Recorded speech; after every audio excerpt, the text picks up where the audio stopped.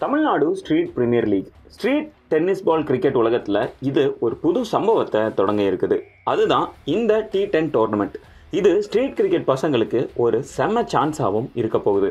அவங்க டேலண்ட்டை official cricket மைதானத்தில் காட்டுறதுக்கு இதுதான் ஒரு அருமையான வாய்ப்பாகவும் இருக்க போகுது.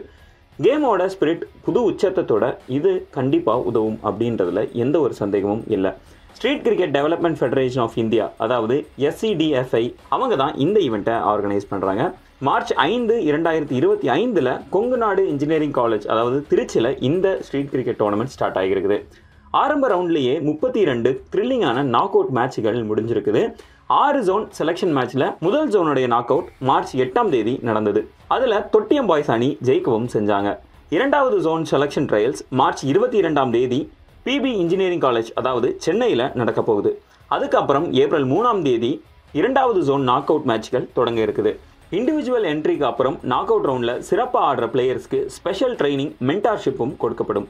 இவங்க எல்லாம் ஒரு ஆக்ஷனுக்கு போவாங்க. அங்கே 8 டீம்கள் இவங்களை draft செய்யப்படுவாங்க.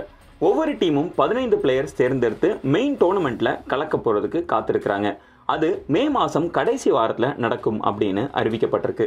TSPL street tennis ball cricket கேமில் ஒரு கேம் சேஞ்சராக இருக்க போகுது அப்படின்றதுல எந்த ஒரு சந்தேகமும் இல்லை.